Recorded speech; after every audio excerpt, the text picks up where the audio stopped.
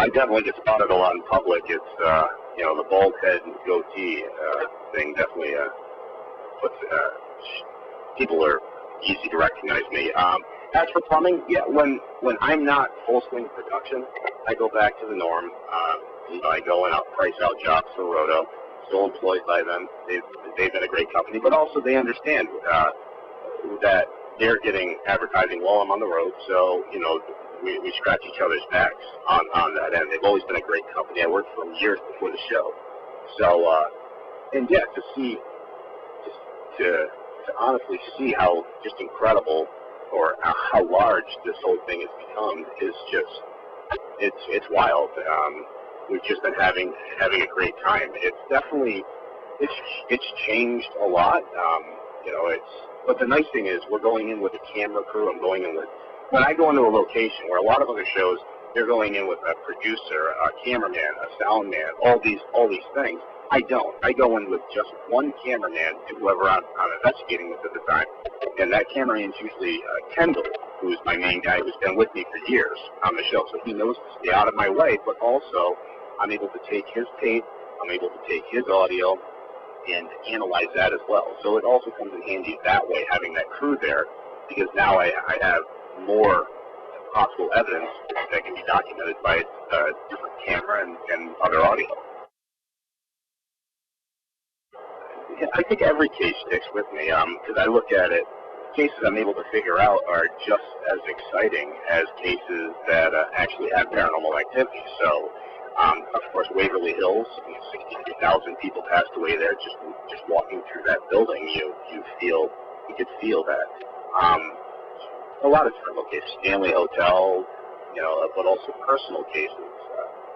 We've got two personal cases that'll be coming up rather early in the season that are really, they hit close to home, and so of course that stuff sticks with me. As for clearing my head, I don't know. It's just I've been doing this so long. It's second nature. It's always there. Even when I go home, though, it's there. I'll pull into my house sometimes after getting off the plane or driving back into town, and all the lights are off in my house, and all I see is flashlights. I walk in to find my two 8-year-old twin sons walking around with their 12-year-old sister investigating the house. So it's such an embedded part of my life and my family's life that it's not like I ever really have to clear my head because there's always somebody involved in it. We also have my 17-year-old daughter Haley, who's on the show and also investigating off of the show with me as well. So yeah, everybody in my family seems involved with it.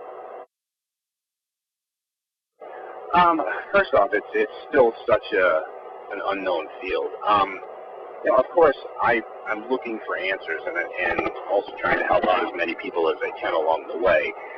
And I don't know, and I've sat there and I've thought about this truly, because I don't know if I'll ever figure out these answers that I'm looking for, that people are hoping I'm able to find for them.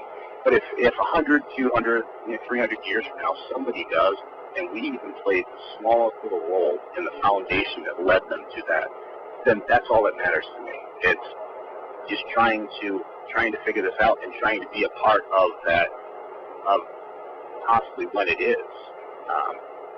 I think that's really what fuels me. And just trying to understand how these things are possible.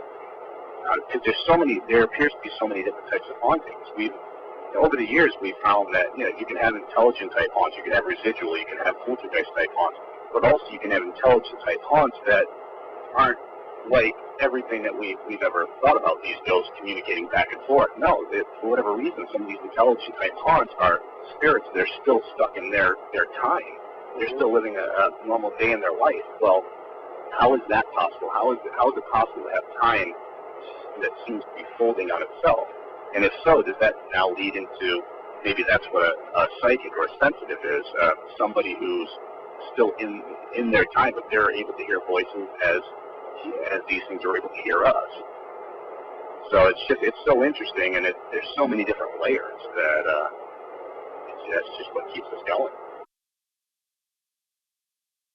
No, honestly, there isn't. I've always tried to stray away from reading books from other paranormal investigators. And the main reason behind that is because I never wanted to follow in someone else's footsteps. I sort of wanted to blaze my own trail, look at it my own way, be my own person. And it's initially when we came out with TAPS, we used to, so many people used to attack us because we used to shoot down these orbs that everybody thought was spirit activity and everything else. We were able to recreate all these things just by slapping pillows or taking pictures outside when it was high moisture times and things of that nature. So it was just we always wanted to look at it our own way. I know Steve was big on reading books by Hans Holzer. Other investigators like to read up from other people. I just try to always stay away from that stuff. Honestly, I have dealt with people like that, and it's pretty good because I don't get into an argument with them about this. Bottom line is, I'm not here to push my beliefs on them. I would appreciate the same. I think that first off, every religion, every nationality, everybody out there has talked about something to deal with the spirit realm since the human race came around. So I think we'd be naive to say that it didn't exist, let alone we manipulate energy every time we turn on a hairdryer or a vacuum cleaner. To say that the world hasn't been manipulating it since the dawn of time is just silly. But like I said, I'm not here to try to force this is paranormal, and I know it because of this reason, down anybody's throat. I just think that it would be best if those people stop being so closed-minded, and instead of becoming full believers, hey, that's fine. Meet us in the middle. Let's try to work this out together. Let's try to figure out, if you don't believe it to be paranormal, fine. Let's try to figure out what it is instead of casting stones at each other. I love about my job is definitely problem solving, figuring out what's truly going on. The people that I'm able to meet and interact with, and sometimes that can be the stuff that you really don't love about your job because you never know whose house you're walking to. Just like I'm a plumber for Roto-Rooter, and I've walked through people's homes where you just know you have to get out, but they're not all there. It happens in this field as well, where we had a case a couple of years back where we walked into a house and come to find out this person had loaded weapons all through their house. It becomes a safety issue. You need to get out. You need to get away. So I think meeting new people, interacting, trying to figure out what their problems are, being a problem solver is one of the most interesting things. But also not knowing who you're about to whose home you're about to walk into and who you're about to deal with can be pretty scary.